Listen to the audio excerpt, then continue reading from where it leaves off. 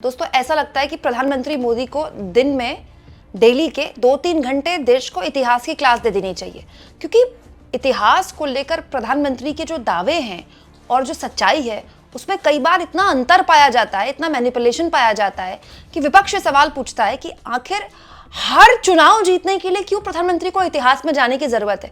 दोस्तों असम में बीजेपी की डबल इंजन की सरकार पिछले 10 साल से चल रही है। असम में हेमंत बिस्व शर्मा जो कि खांटी कांग्रेसी थे, भाजपाई बने और बीजेपी ने उनको मुख्यमंत्री बना दिया। हेमंत बिस्व शर्मा और मोदी जी के संबंध भी बड़े अच्छे हैं, माना जाता है ये बड़े जो खास मुख्यमंत्री हैं उनमें से एक हेमंत बिस्व शर्मा है।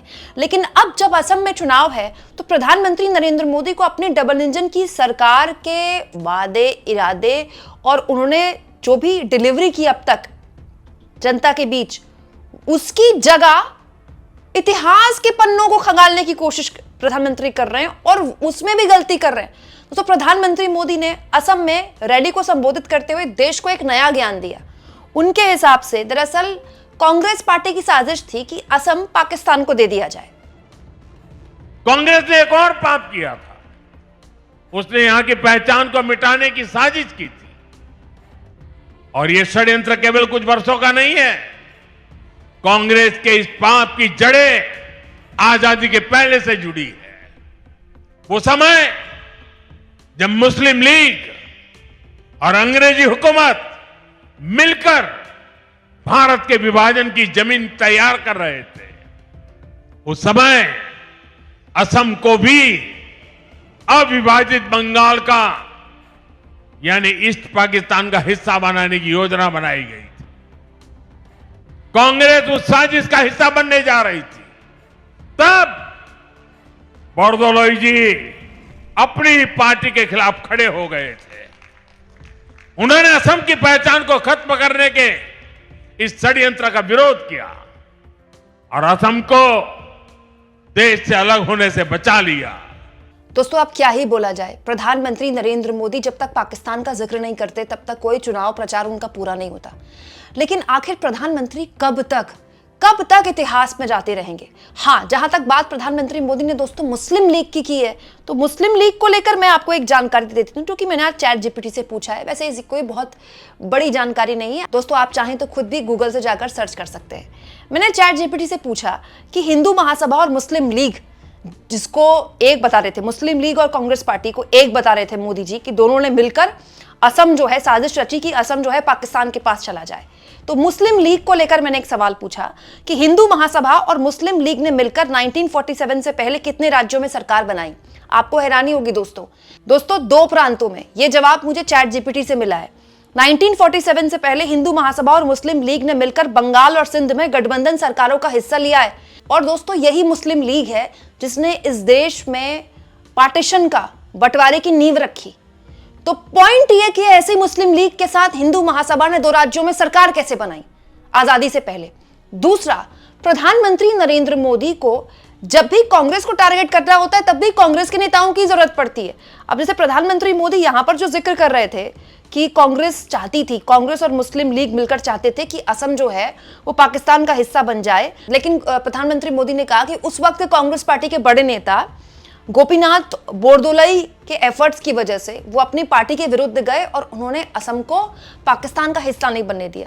मतलब तारीफ करने के लिए भी मोदी जी को कांग्रेस पार्टी के नेता की ही जरूरत पड़ती है इतिहास में, और वर्तमान में असम में सरकार चलाने के लिए भी खांटी कांग्रेसी रहे हेमंत बिस्व शर्मा की ही जरूरत पड़ती है। लेकिन प्रधानमंत्री के इस फैक्ट को करेक्ट किया है कांग्रेस पार्टी के नेता मनिकम टैगोर ने। उन्होंने कहा है, असम को पाकिस्तान को सौंपने का कोई प्रस्ताव था ही नहीं। असम एक हिंदू बहुसंख्यक प्रांत था और विभाजन योजना के तहत इसे कभी भी पाकिस्तान के लिए नामित नहीं किया गया था। विवादित एकमात्र क्षेत्र असम का सिलहट जिला था, एक मुस्लिम बहुसंख्यक क्षेत्र। जुलाई 1947 में ब्रिटिश शासन के तहत एक जनमत संग्रह कराया गया। उस जनमत संग्रह में सिलहट ने पूर्वी बंगाल यानी कि पूर्वी पाकिस्तान में शामिल होने के लिए मतदान किया। ये कांग्रेस का निर्णय नहीं था, बल्कि स्वतंत्रता से पहले कराया गया एक मतदान था। असम के कांग्रेस मुख्यमंत्री गोपीनाथ बोरदोलई के प्रयासों के कारण करीमगंज उपखंड भारत में बना। ये लिखित इतिहास है। इस बात का कोई ऐतिहासिक प्रमाण नहीं कि कांग्रेस पार्टी ने असम को पाकिस्तान के देने की साजिश रची थी। विभाजन हुआ क्योंकि अंग्रेजों की जल्दबाजी थी, मुस्लिम लीग की मांग थी और गृह युद्ध का भय था। एक जटिल दुखद इतिहास को चुनावी नारे में बदलना तथ्यों, स्वतंत्रता सेनानियों और स्वयं असम का अपमान है। झूठ का सिलसिला बंद कीजिए प्रधानमंत्री। अब दोस्तों दिक्कत ये है कि हमारे देश में मोस्टली पॉलिटिक्स जो है वो इतिहास के पन्नों में जाकर ही अब हो रही है। पूरा वक्त इतिहास पर बात होती रहती है। 70 साल पहले क्या हुआ, 100 साल पहले क्या हुआ, 500 साल पहले क्या हुआ, 1000 साल पहले क्या हुआ, या फिर 100 साल बाद क्या होगा, 2047 में क्या होगा, 2047 का विकसित भारत क्या होगा, आज से 100 साल बाद क्या होगा।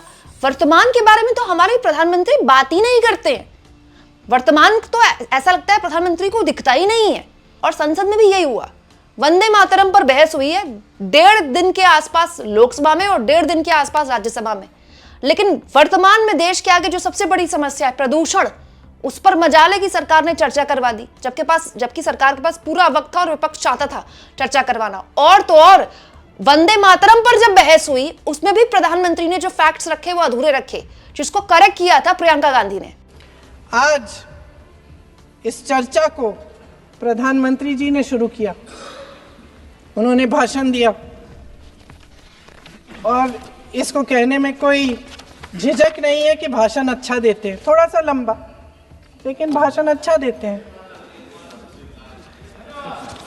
सिर्फ एक कमजोरी है, अगर आप इजाजत दें तो मैं बोलूं, एक कमजोरी है।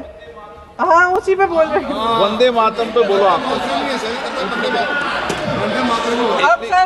अब सर मैंने तारीफ कर ली, थोड़ा और विषय वंदे मातरम का है तो हम वंदे मातरम पर ही रखें, ठीक रहेगा। सर ये वंदे मातरम पे ही है। सर आपने प्रधानमंत्री जी को सुना था, अब तो शुरू नहीं हुए। सर भाषण बहुत अच्छा देते हैं लेकिन तथ्यों के मामले में कमजोर पड़ जाते हैं, बहुत कमजोर।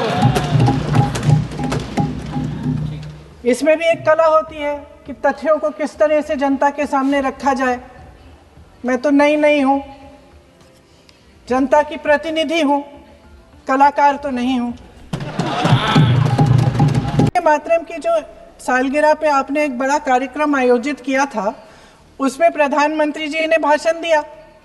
उसमें उन्होंने कहा कि 1896 में पहली बार गुरुदेव रविंद्रनाथ टैगोर ने ये गीत एक अधिवेशन में गाया।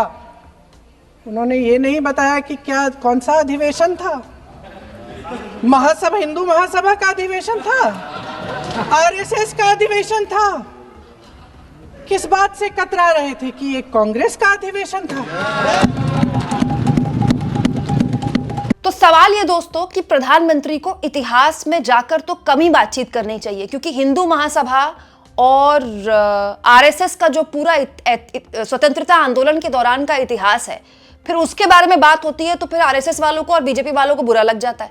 5 दोस्तों, 5 आरएसएस के नेताओं के नाम अगर आरएसएस और बीजेपी वालों से पूछ दिए जाए कि बताइए वो कौन से नेता थे जो स्वतंत्रता आंदोलन में जेल गए, तो इनके पास 5 नेता बताने के लिए नहीं होते। लेकिन प्रधानमंत्री को पॉलिटिक्स इतिहास पर करनी है, और उसमें भी कितनी अजीबोगरीब बात है, फैक्ट्स को प्रधानमंत्री कैसे पेश करते हैं। सबसे बड़ी बात दोस्तों, क्या असम में आज ये समस्या है? क्या असम के आज ये मुद्दे हैं? क्या असम का युवा यही मुद्दों पर चुनाव लड़वाना चाहता है या वोट करना चाहता है? असम में पिछले 10 साल से डबल इंजन की सरकार चल रही है। असम में बीजेपी की सरकार है, हेमंत बिस्व शर्मा को मुख्यमंत्री बनाया है बीजेपी ने, और केंद्र में मोदी जी की सरकार है, और प्रधानमंत्री घुसपैठिए के मुद्दे पर चुनाव लड़ रहे हैं। सोचिए, प्रधानमंत्री ने जब रैली की असम में कल, तो घुसपैठिए के मुद्दे पर चुनाव लड़ रहे हैं। कितने शर्म की बात है प्रधानमंत्री के लिए। केंद्र में उनकी सरकार है, वो पीएम है, पिछले 6 साल से ऊपर अमित शाह देश के गृह मंत्री है।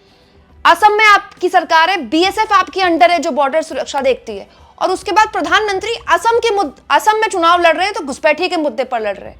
ये प्रधानमंत्री के लिए भी शर्म की बात है और बीजेपी के लिए भी शर्म की बात है कि उनकी जो पूरी पॉलिटिक्स है या तो इतिहास पर है या फिर विपक्ष को कोसने पर है, तब भी जहां वहां 10-10 साल से उनकी जिस राज्य में उनकी सरकार चल रही है, प्रधानमंत्री के पास बताने के लिए क्या है असम के लोगों को? प्रधानमंत्री अपने 10 साल की जो पूरी सरकार है उसका तो मोदी जी के पास बखान होना चाहिए लिस्ट का कि ये कर दिया, ये कर दिया, ये कर दिया। लेकिन प्रधानमंत्री जाते कहां? इतिहास में। आपको क्या लगता है दोस्तों, पीएम ऐसा क्यों करते हैं? कमेंट बॉक्स में जरूर लिखें, और जितना हो सके चैनल को शेयर भी करें और सब्सक्राइब भी।